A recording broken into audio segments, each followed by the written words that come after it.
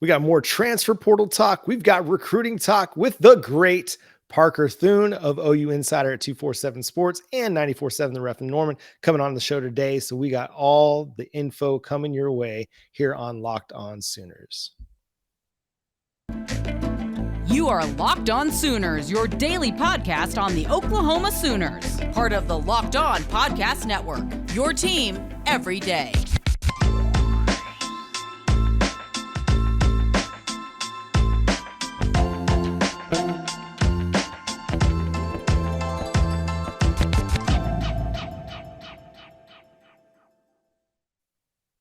What's up, Sooner Nation? Welcome to Locked On Sooners, and thank you for making Locked On Sooners your first listen every single day.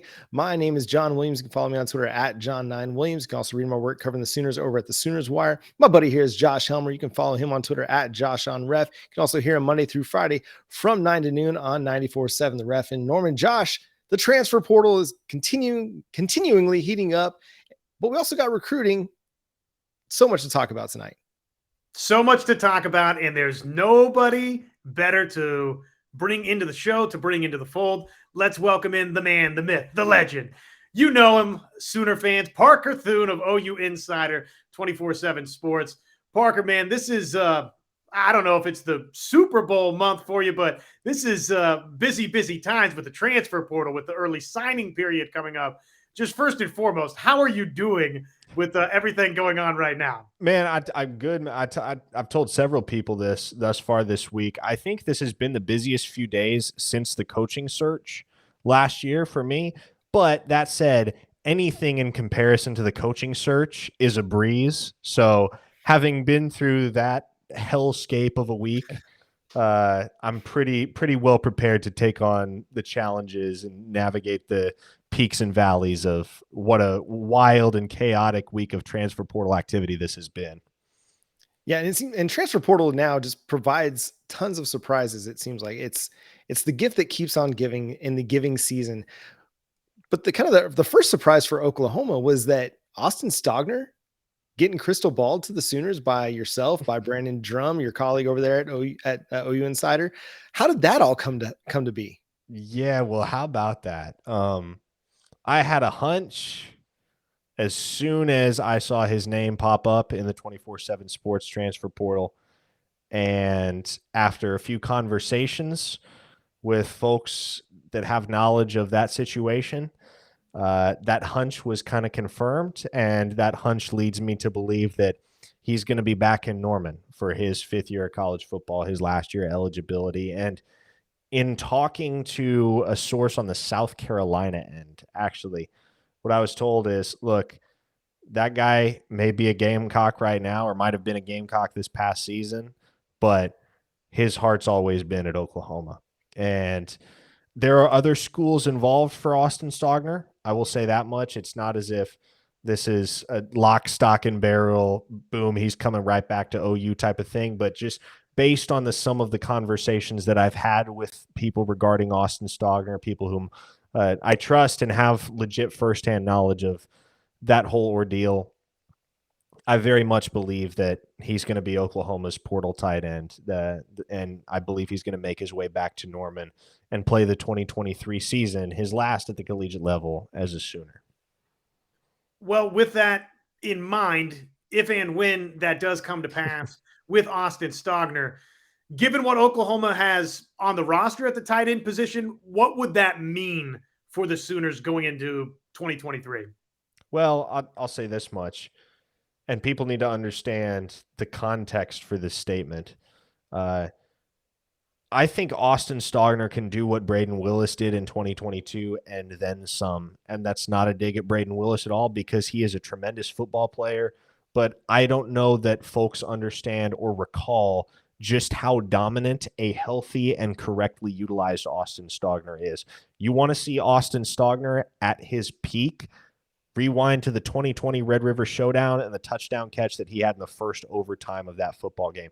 Rewind to the Texas Tech game in Lubbock in 2020 and the touchdown catch that he made in that contest.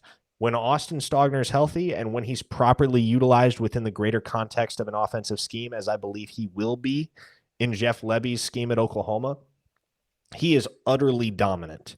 There's a reason why he was as highly regarded of a recruit as he was. Some considered him to be the top tight end in that 2019 signing class that obviously brought such an elite upper echelon to Oklahoma. So many of those guys have now transferred elsewhere. How interesting is it that there's one guy now, one member of that class that's on the verge of transferring back in Austin Stogner. So I really do believe that if he is a Sooner next year, he is the guy at the tight end position. I think that's a great situation for everybody involved, because rather than splitting reps, splitting time with Lee Morris, Braden Willis, Jeremiah Hall, what have you, Austin Stogner finally gets the chance to be the guy at Oklahoma, which is really all he ever wanted.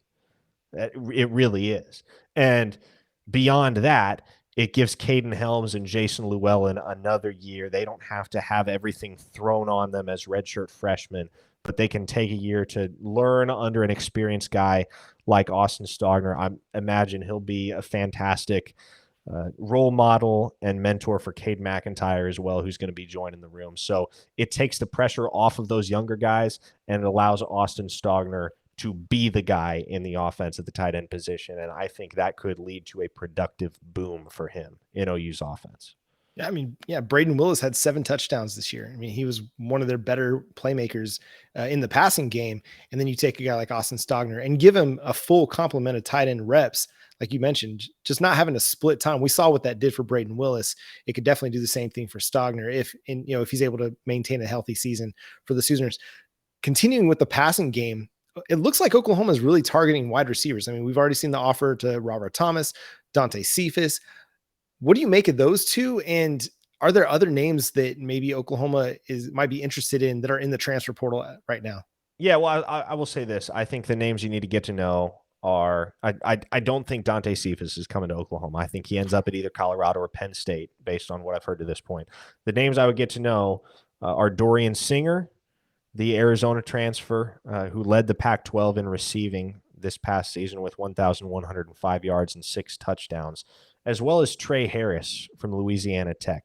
Those are 2 guys worth watching as this whole process starts to unfold for Oklahoma. Not to say that either of those guys end up at Oklahoma or that is the extent of the list, but I would be surprised if you get more than one portal receiver in Norman, because to me, it just feels like they don't have much need for an additional guy beyond that. I think if you take one and you look at this room top to bottom, especially if Marvin Mims comes back, you feel really good about the depth, certainly. And even with Brian Darby and Trayvon West out the door via the transfer portal, even with the decommitment of Anthony Evans, there's still a ton of quality depth there. You got DJ Graham making that transition. He'll be playing wide receiver on a full-time basis come next fall. There's a ton of potential on an individual level and on a collective level within that receiving core. And I don't feel like you need to overstock it if you're Oklahoma right now. So I would say one portal receiver will probably suffice. And what about one player out of the portal that's not strictly a wide receiver, but has some running back like qualities too? Would Oklahoma potentially be in the market for a Deebo Samuel-ish type college player? Yeah, now I tell you what, if that player to whom you're referring, Josh, well, I shouldn't say if, because he is in the portal. I will be very curious to see whether his older brother gets in the portal as well, because we're referring to Braylon Presley, for those of you that haven't picked up on, the former 4-star athlete out of Bixby, Oklahoma, the Oklahoma State expatriate as of yesterday. Look, I'm not breaking any news when I say the kid wants to be a Sooner, has wanted to be a Sooner. If he is a take at Oklahoma, and I expect he will be, that process will be over very quickly, I would imagine. And I will be intrigued to see if his older brother follows suit, because they are very, very close. And that situation at Oklahoma State, if you've been paying attention to everything that's gone down over the last 48 hours, it's not getting any prettier.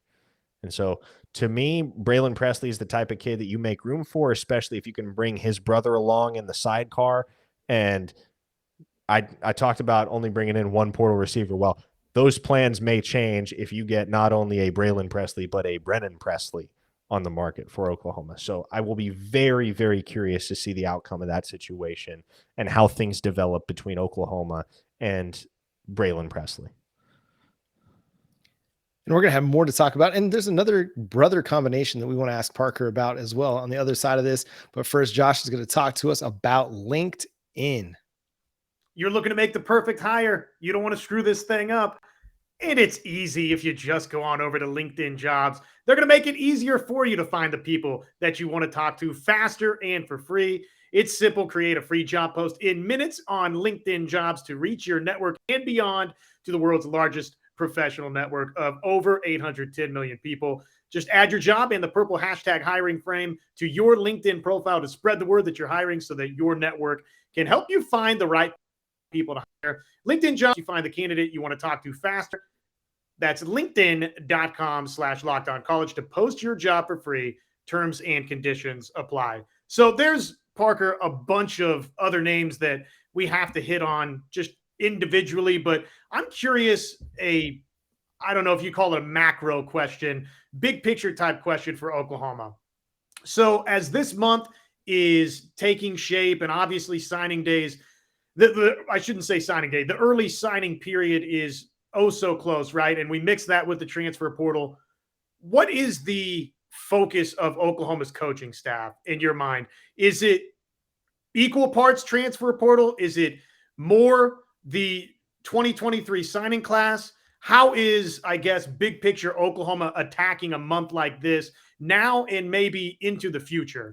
Well, I think they're striking a healthy balance, Josh, because you can't put all your eggs in one basket these days with regard to traditional recruiting and the transfer portal, because in today's day and age in college football, everybody's going to have portal turnover year to year. And for Oklahoma, what you're starting to see with Brent Venables and the staff is that they are separating the wheat from the chaff, right? They are weeding out the guys that are just not going to crack it at Oklahoma, and guys that for their sake and for the program's sake need to go elsewhere. There have been 16 portal entrants from the Oklahoma roster to this point in 72 hours since the portal opened. And the reason why is because a lot of those guys, virtually without exception, Theo Weiss obviously is one guy that the staff would like to keep around, but it befit him to pursue a change of scenery for a lot of reasons. But the overwhelming majority of these guys were guys that were processed. And you have to have healthy roster turnover when you're in a situation like Oklahoma's, where you're coming off a disappointing season. You got a lot of dead weight on the roster, and you got a coaching staff that now has a sense of not only who can play and who can't, but who's bought in and who's not. And I think that kind of fed into what in hindsight were some unrealistic expectations for this team heading into the 2022 campaign, because we probably didn't acknowledge or reconcile with the fact that Venables and his staff weren't going to be able to turn over the roster to the extent that they needed to, and to make the proper evaluations there too in the span of 8 months heading into the 2022 season. But now they get that opportunity after watching these guys on the field for 12 games in the fall, as well as seeing them in practice every single day over that period of time and getting the chance to evaluate the film and take stock of the hand that they've been dealt. And now they can take that hand and replace some of the proverbial cards with ones that have been handpicked from the top of the deck, right? And so there is a heavy emphasis on the portal, as there needs to be, because you're going to need some plug-and-play guys for next year. But at the same time, if you want to be able to maintain continuity year to year, at least when it comes to your nucleus, your core of contributors, you're going to have to build this thing from the ground up, and you have to do that with traditional high school recruiting and guys that are committed to being a part of the system and being in the program for 3, 4, 5 years at a time. And so it's a process, but my expectation is over the next 3 to 4 cycles, what you're going to see is a gradual decrease in the amount of portal guys that Oklahoma takes, because there's going to be a gradual decrease in the amount of portal guys that Oklahoma needs to take to sustain this roster's viability. All right, so one more portal question before we turn to the 2023 recruiting class. What's a position that you look at with this roster that you think they need to go after? Is it linebacker, offensive line, defensive back? What's out there for you that you think, okay, Oklahoma's got to do something to add depth here? Yeah, you know, it's interesting. There hasn't been a ton of buzz yet regarding any individual targets on the defensive line for Oklahoma. And on from one perspective, from one angle, that's somewhat surprising to me because Oklahoma has lost a lot, especially on the interior defensive line. Jalen Redmond's not coming back. Josh Ellison just hit the portal. You lost a couple young guys in Alton Tarver and Cedric Roberts to the portal as well. You're going to need depth there. You're going to need bodies, and you're going to need guys that are capable of playing and playing immediately. But on the other hand, here's the thing.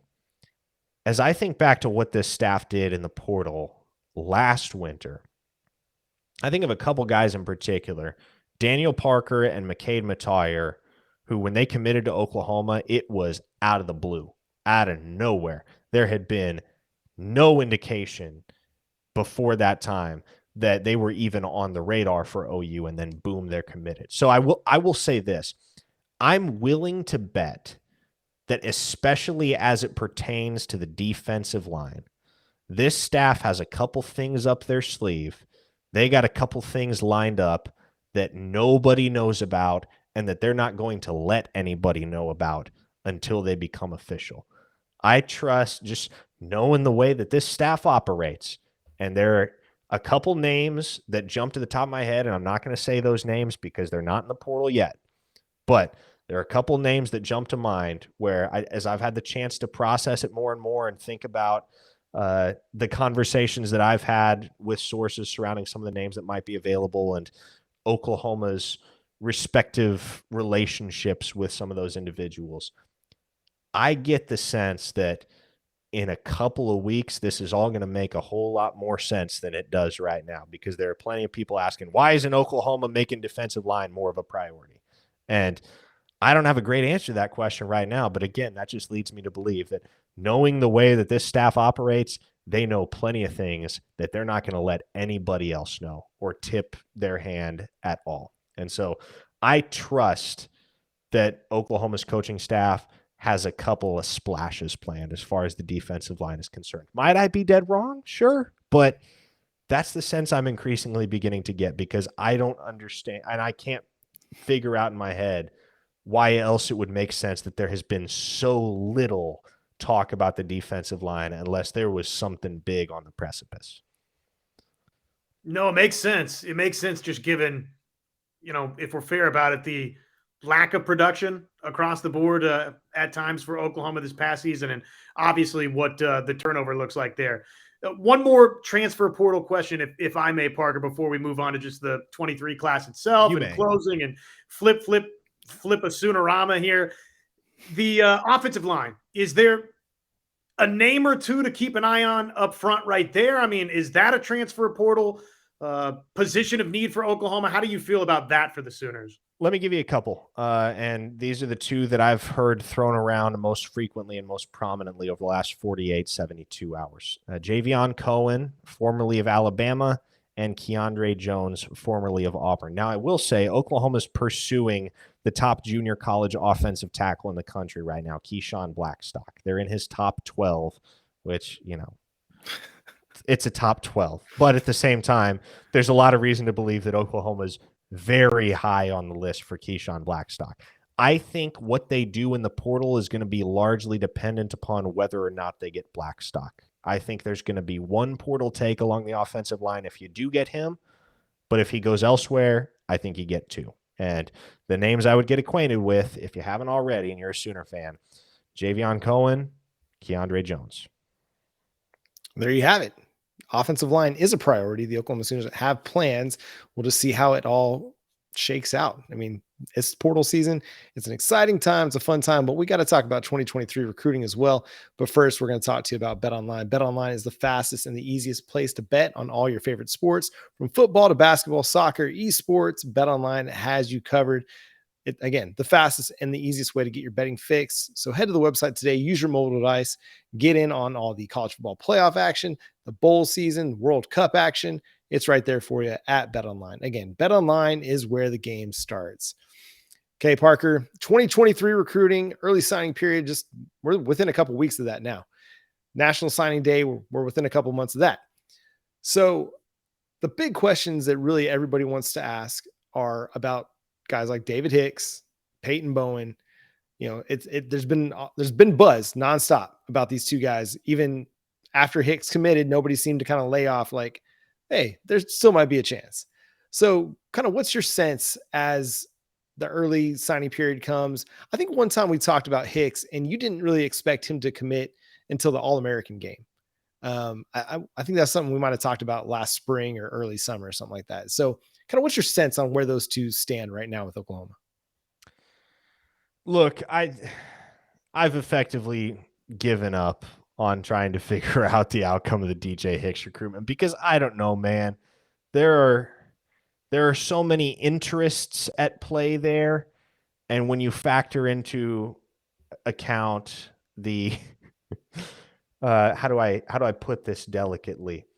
The investments portfolio that is going to be on the table for him from any and all schools that are recruiting him here down the stretch.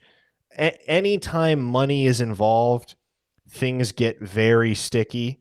And we all saw this on September 28th, when he was supposed to commit to Oklahoma, woke up that morning with the intent of committing to Oklahoma.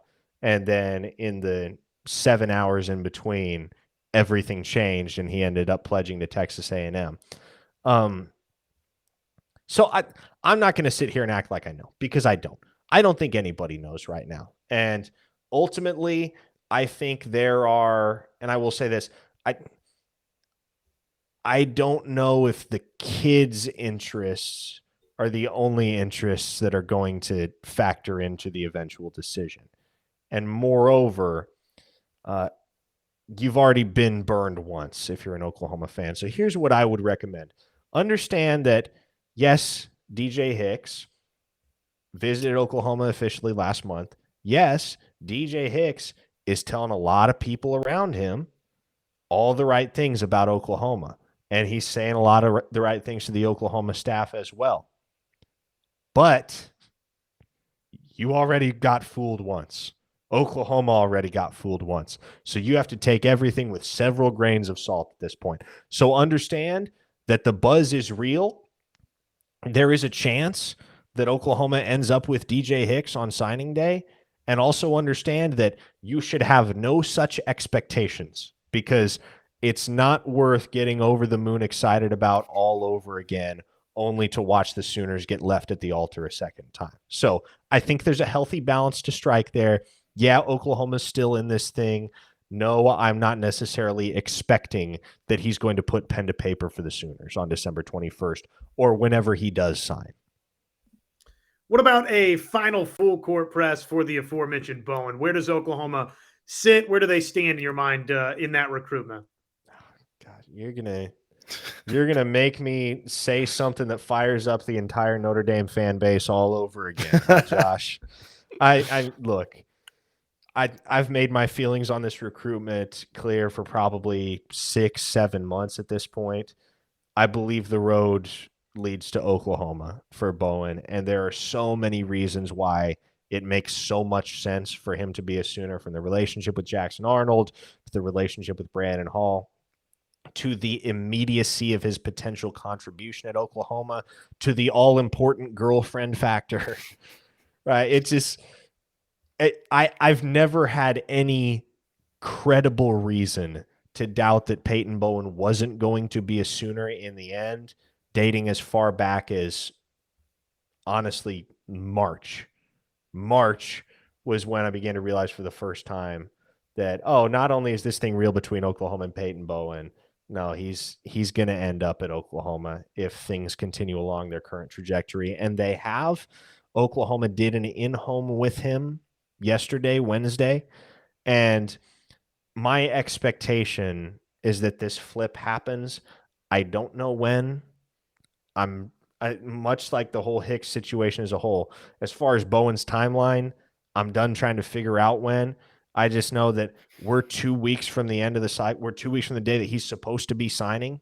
And if he doesn't end up signing with OU, I and a lot of other folks are going to be very, very surprised, because you talk to anybody around Denton, anybody that knows things in and out at Geyer, anybody that knows the Bowens, and knows the nature of that recruitment and how things have transpired over the last few months, everybody will tell you the exact same thing. And it's that Peyton Bowen's going to be a Sooner. So that's my belief. That's a lot of people's belief behind the scenes. And I will add this. If and when Peyton Bowen flips to Oklahoma, you will see me drop the fastest crystal ball of all time for his younger brother, Eli, the 4-star defensive back in the class of 2024. Well, there you go. Speaking of brothers, let's talk about Daeh McCullough, because that was one that kind of came out of the blue. What was it? Monday morning, I think I first saw y'all's crystal ball, or, Steve and you and Brandon all dropping crystal balls for Daeh McCullough. So, originally committed to Indiana, his dad goes to Notre Dame. He then flips and commits to Cincinnati, but it seems like the recruitment's open all over again, and Oklahoma's the front runner for that. I would consider them the heavy front runner. And keep in mind that the word behind the scenes is that those two are absolutely going to play together. Deshaun, the older brother who's currently at Indiana, and Daeh, the 4-star safety, who, as you mentioned, is committed to Cincinnati. Those two are going to play together somewhere. I would be very surprised if it isn't Oklahoma right now. And the relationship between Dasan McCullough, their father, and Jay Valai has been part of the driving force, the primary driving force behind Oklahoma's recruitment of those two. People need to understand as well that, Daeh McCullough is going to be a nice add to this 2023 class for Oklahoma if he ends up committing. But Dasan McCullough, as far as the cheetah position, which is what he will play at Oklahoma, really? I legitimately do not know if there is a single player on the market right now in the transfer portal, or that will be on the market in the transfer portal, that is a better fit and has a higher ceiling as the cheetah and Brent Venables defense than Dasan McCullough. That guy's probably going to be a freshman All-American, and he's the type of player that could very realistically spend 2 years at Oklahoma and then be a first-round NFL draft pick. He is that good, and he is an instant starter the second he steps on campus at Oklahoma, if indeed Oklahoma ends up the school that he commits to. Any other names that we haven't asked about? I don't know, flip, late surprise in the signing class. Doesn't necessarily have to be a flip. Maybe a name that isn't committed to Oklahoma yet that Sooner fans over these next couple of weeks, and I don't know, maybe even into the actual what used to be the original signing day into the spring. What are some names that we haven't? Who are some names that we haven't talked about yet to keep an eye on? Yeah, well, I believe that Oklahoma ends up with Cephas, the 4-star linebacker out of the state of Utah, and have believed that for quite some time. He's a top 100 player in the 24/7 sports composite. Very versatile athlete whom I believe will end up at Cheetah at Oklahoma. That's kind of their initial design on where he will play. OU did an in-home with him on Monday, and it seems to be down to the Sooners, Texas, and LSU in that recruitment. I've favored Oklahoma for a long time. And again, the very first thing I was told about Akana's relationship with the new staff at Oklahoma is that that's going to be a Brent Venables recruitment. Venables will be the one running point for OU, and Venables gets his guy way more often than not. So I'm going to trust that he gets his guy into Celia Akana, and there's a lot of belief behind the scenes that that's ultimately the school he ends up picking is Oklahoma. I'd also keep a close eye on 3-star athlete and Kansas State commit Jordan Allen. That's a flip that could very much come to fruition for Oklahoma. I'll also add this. There's a brand new offer today. 3-star edge rusher Quincy Rhodes out of Little Rock, Arkansas. He's committed to the Razorbacks. He's 6'7" and 255 pounds. So big body that could either play traditional defensive end, or you could beef him up and you could move him inside. But just a massive prospect. And to me, that feels like insurance for Eno Etta, the 4-star Michigan commit that Oklahoma's been trying to flip for close to a month now. If that doesn't end up happening, I will say there are people around Etta, people that know that recruitment and know the kid, that believe he will end up following through and signing with Michigan despite the interest from OU and Miami. If Etta does sign with Michigan, I would expect Oklahoma to make a very strong push for Quincy Rhodes, especially if they can convince him to wait until February to sign. And they will be doing an in-home with him today. So that's one to have on your radar down the stretch as well. I'm trying to think, is there anybody that I'm leaving out? And speaking of Arkansas, Micah Tease, where's that at? Man, I'm conflicted on that one because, look, the kid's a lifelong Sooner fan. He wanted to be a Sooner, but he also wanted to play wide receiver, and that was kind of where he fell out originally with the OU staff.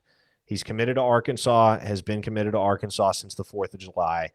The door kind of opened, or rather reopened, when Anthony Evans flipped to Georgia a couple weeks back. And at that point, it became apparent that, hey, there may be a path for Micah Tease to play wide receiver at Oklahoma.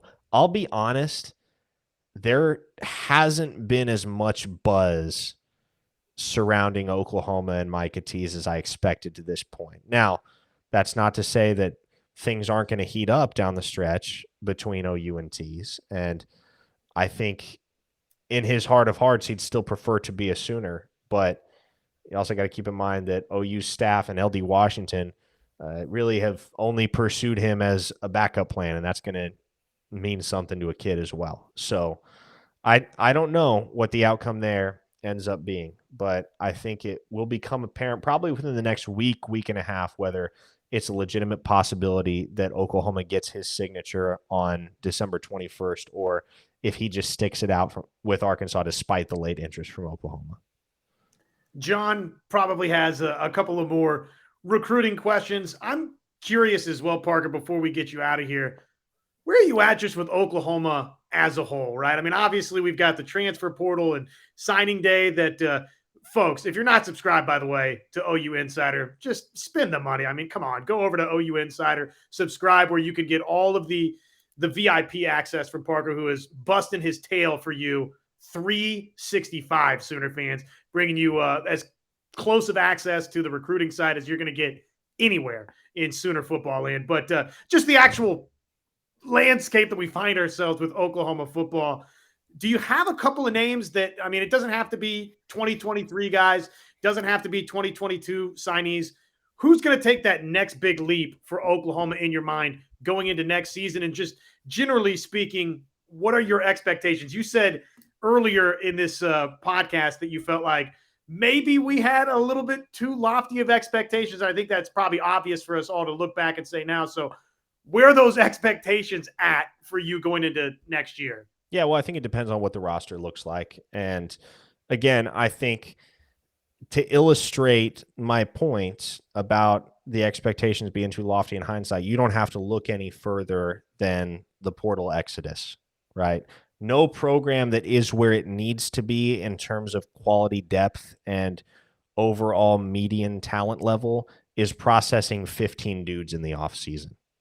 That can't be the norm at Oklahoma if you're trying to build a sustainable championship program. And obviously it shouldn't be the expectation that things were going to be any different for Brent Venables after year one, because that's the hand he was dealt. But I do expect that as OU turns this roster over, things are going to get better for this program. And I'm not saying they win a national championship in year two, but what I am saying is we should see them return to where they've been the last couple of years, which is in contention for or playing in a conference championship and making an appearance in a New Year's Six Bowl. That would be my expectation. If the requisite moves that I believe will be made are made this offseason. I will say, as it pertains to individual players, there are two that I think you got to convince to come back next year if you want to feel real good about your team as a whole, if you're an Oklahoma fan. One is Marvin Mims on the offensive side of the ball, just because he's the best wide receiver you got, and that's no knock on anybody else, but he's the type of guy where if he runs it back and he puts together a consistent season of tape where he starts to mitigate some of the issues that he's had with drops, and he continues to be the downfield threat that he reemerged as down the stretch in 2022, he could put himself in the first-round conversation, and I think that's part of the case that Oklahoma can make to bring Marvin Mims back for an additional year. The other guy, and flipping over to the other side of the football, I think you really got to push very hard to get CJ Colden back in 2023. And Woody Washington, it looks like, is going to return, which is awesome for this program because he was very close to declaring for the NFL last year. And so there was a question as to whether he was going to come back in 2022. I don't think anybody anticipated that he'd be returning in 2023, but that appears to be on the table for Woody. If you bring back CJ Colden and you can convince him to put off his NFL dreams for one more season to try and bolster his draft stock, then you got a pair of lockdown corners, guys. You got the best cornerback duo that you've had at the University of Oklahoma in a long time. I'm talking years, maybe over a decade since you had two guys on the outside that you had as much confidence in as Woody Washington and CJ Colden. And moreover, if your secondary consists of Washington, Billy Bowman, CJ Colden, and take your pick, Robert Spears Jennings, Key Lawrence, portal guy to be named later, you're feeling good about the secondary. And it's been a while since you could legitimately feel good about the secondary in Norman. All right, Parker, just a couple rapid fire questions before we get out of here. Yeah. Dylan Gabriel, is he coming back? Will Ashwood and Coach Mack want to know? Yes, I have no reason to think otherwise. Now, this one is one that I feel like is a little close to home because back in 2020, you predicted that Caleb Williams would be taking the starting quarterback job from Spencer Rattler in 2021. So we got to run it back there, Parker. In 2023, is there a chance that Jackson Arnold takes the starting quarterback job from Dylan Gabriel? Yes, there is. I would not lay my neck down and predict that it happens the way that I did with Caleb and Spencer, though. Yeah. Okay. Yeah. Fair enough. And I think there's all kinds of circumstances that could come up that lead to that, not just, performance on the field. So anyway, one question I had, and this kind of can be our final one here. Percentage of the current commits that will sign with Oklahoma.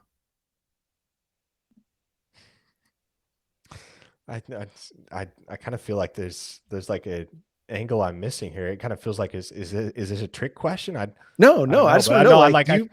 Do you feel like really confident that the group that they've got committed right now is going to be in Norman either in the spring or in the summer?